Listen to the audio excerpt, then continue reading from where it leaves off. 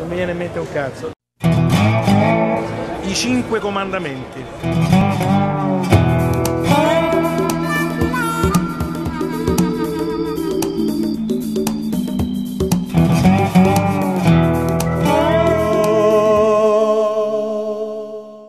Uno.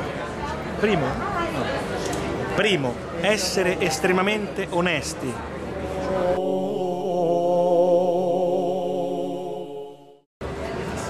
Secondo, dire la verità.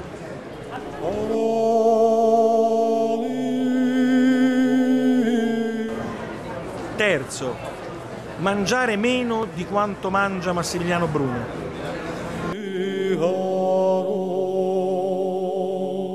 Quarto, essere più brillanti nelle interviste.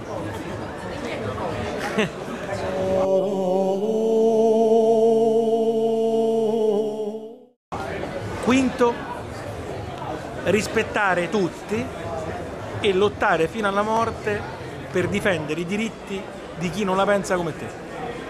Dai tutti. È un misto di cazzeggio e profondità, un po' come il mio film, no?